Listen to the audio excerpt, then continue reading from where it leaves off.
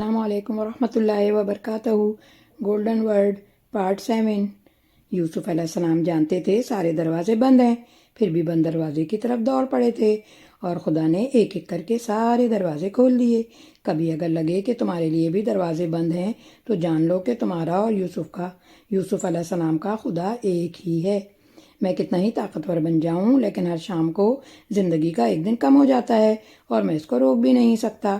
وہ میرا اللہ اتنا مہربان ہے، نئی صبح دے کر پھر مہلت دے دیتا ہے۔ شاید میرا بندہ توبہ کر لے اور میں اس کو بخش دوں۔ تمہیں اگر کوئی بہت شدت سے چاہے تو خود کو اللہ کے انتہائی قریب کر لو، کیونکہ جس کو رب مل جائے اسے سب مل جاتا ہے۔ جب اللہ تعالیٰ نے بے شمار مشکلوں کے بعد آسانی لکھی ہو تو اس پر یقین کر لیں اور شکر کی مقدار زیادہ کر لیں تاکہ اللہ تعالیٰ اپنی رحمتوں سے اس خوشی میں مزید اضافہ فرمائے۔ الحمدللہ۔ بھائیوں نے یوسف علیہ السلام کو مارنا چاہا مگر ناکام رہے، باپ کی نگاہوں سے دور کیا مگر محبت اور بڑھتی گئی، غلام بنا کر فروخت کر دیا مگر بادشاہ بن گئے۔ اس لیے لوگوں کی سازشوں اور تدبیروں سے تم پریشان نہ ہو، اللہ کی تدبیر اور چاہت سب پر بھاری ہے۔ شفا اور شفا میں کیا فرق ہے؟ شفا کا مطلب ہے صحت، تندرستی، اور شفا کا مطلب ہے موت، گڑھا، کنارہ۔ لوگ اکثر کہتے ہیں اللہ آپ کو شفا دے، یہ دعا نہیں بلکہ بد دعا ہے۔ ہمیں کہنا چاہیے اللہ آپ کو شفا دے۔ یہ سورہ بنی اسرائیل کے اندر بھی لفظ شفا استعمال ہوا ہے کہ یہ قرآن جو تم پر نازل فرما رہے ہیں مومنوں کے لیے سراسر شفا اور رحمت ہے۔ اسی طرح سورہ آل عمران کے 103 کے اندر آیا ہے کہ تم آگ کے گڑھے کے کنارے پر تھے تو اس نے تم کو اس سے بچا لیا، یعنی ایک جگہ پر لفظ شفا ہے اور ایک جگہ پر لفظ شفا ہے۔ بندے اور اللہ سے محبت کا فرق یہ ہے کہ بندے کی محبت ہمیشہ انسان کی بڑی کمزوری بن جاتی ہے اور اللہ کی بڑی محبت ہمیشہ انسان کی سب سے بڑی طاقت بن جاتی ہے۔ پریشانیوں کا سب سے بڑا اور خوبصورت حل نماز اور قرآن ہے۔ کبھی بھی رحمت الہی سے مایوس نہ ہوں۔ قرآن پر عمل کرنے کے لیے صبر، برداشت، محنت، کوشش کے ساتھ دعا بھی کریں۔ وقت ایک جیسا نہیں رہتا۔ پرندہ جب زندہ ہوتا ہے تو چونٹیوں کو کھاتا ہے، جب مر جاتا ہے تو چونٹیاں اسے کھاتی ہیں۔ ایک درخت 1,00,000 ماچس کی تینیاں بنا سکتا ہے مگر ماچس کی ایک تیلی 1,00,000 درخت جلا سکتی ہے۔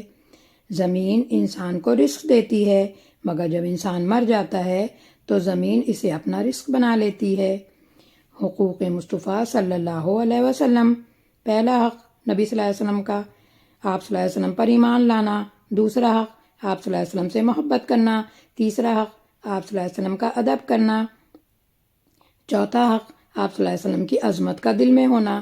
پانچواں حق آپ صلی اللہ علیہ وسلم کی اطاعت و پیروی کرنا۔ چھٹا حق آپ صلی اللہ علیہ وسلم کے دین کی مدد کرنا، نصرت کرنا۔ 2 دن کی زندگی ہے، کیا کرو گے الجھ کر؟ رہو تو پھول کی مانند، بکھرو تو خوشبو بن کر۔ ایک دوسرے سے محبت اور عزت کریں، یہ سوچ کر کہ یہ بھی تو میرے رب کا بندہ ہے اور میرے نبی صلی اللہ علیہ وسلم کا امتی ہے۔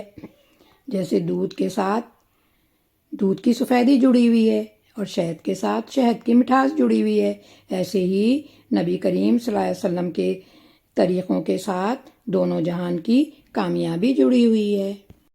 تمہیں اگر کوئی بہت شدت سے چاہے تو خود کو اللہ کے انتہائی قریب کر لو، کیونکہ جس کو رب مل گیا اسے سب مل گیا۔ انسان کو روزمرہ کی زندگی میں 4 حالتوں سے واسطہ پڑتا ہے: طبیعت کے مطابق، طبیعت کے خلاف، ماضی کی غلطیاں اور نقصان کی یاد، مستقبل کے خطرات اور اندیشے۔ جب معاملہ طبیعت کے مطابق ہو جائے تو الحمدللہ کہو، جو معاملہ طبیعت کے خلاف ہو جائے تو انا للہ و انا الیہ راجعون کہو، ماضی کی غلطیاں یاد آ جائیں تو استغفر اللہ کہو، مستقبل کے خطرات سامنے ہوں تو حسب اللہ نعم الوکیل کہو۔ شکر سے موجودہ نعمت محفوظ ہو گئی، نقصان اور طبیعت کے خلاف پر صبر سے اجر محفوظ ہو گیا اور اللہ کی مدد نصیب ہو گئی، اور استغفار سے ماضی صاف ہو گیا، دعا سے مستقبل کی حفاظت ہو گئی۔ حضرت ڈاکٹر عبدالحی عارفی کے قول ہیں، ہماری نسلوں کو بھی ایمان پر قائم رکھے مرتے دم تک۔ دنیا کی خوبصورتی اور آخرت کا خوبصورت انجام ایمان والوں کے لیے ہے۔ ایمان کی قدر کریں، قرآن اور حدیث کی بات سن لیا کریں، سن لیں گے تو رب رحیم عمل کی توفیق بھی دے دے گا۔ آپ نے وٹامن سواد کے بارے میں سنا ہے؟ صلاۃ نماز، صوم روزہ، صبر، صدقہ، صلہ رحمی، صلح دوستی، یہ روح کو طاقت دینے والا ایک اہم ترین وٹامن ہے۔ معمول کی غذاؤں میں اسے شامل کرنے کی کوشش کریں۔ جب ناخن بڑھ جاتے ہیں تو ناخن ہی کاٹے جاتے ہیں، انگلیاں نہیں۔ بالکل اسی طرح جب کسی رشتے میں غلط فہمیاں پیدا ہو جاتی ہیں تو غلط فہمیاں ختم کرنی چاہیے، رشتے نہیں۔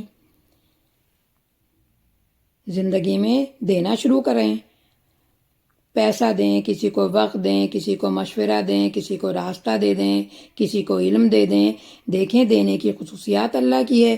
جب آپ دینا شروع کر دیتے ہیں تو آپ کی نسبت رحمان سے جڑ جاتی ہے اور پھر آپ کبھی پریشان اور ڈپریشن کا شکار نہیں ہوتے۔ جتنا زیادہ آپ دینے والے بنیں گے اتنا زیادہ آپ کی زندگی میں خوشیاں آنا شروع ہو جائیں گی۔ آپ طے کر لیں کہ ہر مہینے کسی کو کچھ نہ کچھ دیں گے۔ پردہ یہ نہیں ہے کہ بس خود کو چھپا کر رکھو، پردہ یہ ہے کہ غریب کے سامنے دولت کی، بھوکے کے سامنے کھانے کی، مسافر کے سامنے گھر کی اور یتیم کے سامنے والدین کی نمائش نہ کرو۔ اور پردہ یہ بھی ہے کہ لوگوں کا بھرم رکھو، ان کی کمزوری کسی پر عیاں نہ ہونے دو، کسی کی ذاتی زندگی پر نظر نہ ڈالو۔ قرآن پڑھو تو دل بدل جائے، نماز پڑھو تو چہرہ روشن ہو جائے۔ کتنی دلکش ہیں رسول صلی اللہ علیہ وسلم کی سنتیں، عمل کرو تو زندگی سنور جائے۔ مکان پکا ہو یا کچا ہو، زندگی گزر جائے گی، لیکن ایمان پکا نہ ہوا تو قبر کی زندگی گزارنا مشکل ہو جائے گی۔ لوہا کبھی خراب نہیں ہوتا، وہ ہمیشہ اپنے ہی زنگ سے برباد ہوتا ہے۔ اسی طرح انسان کو کوئی برباد نہیں کر سکتا، اس کی سوچ اور دوسروں سے امیدیں ہی اسے برباد کرتی ہیں۔ اپنی اولاد کی طرف دیکھ کر شکر الحمدللہ بھی پکارا کرو، پتہ نہیں کتنے لوگ ترستے ہیں اس نعمت کے لیے۔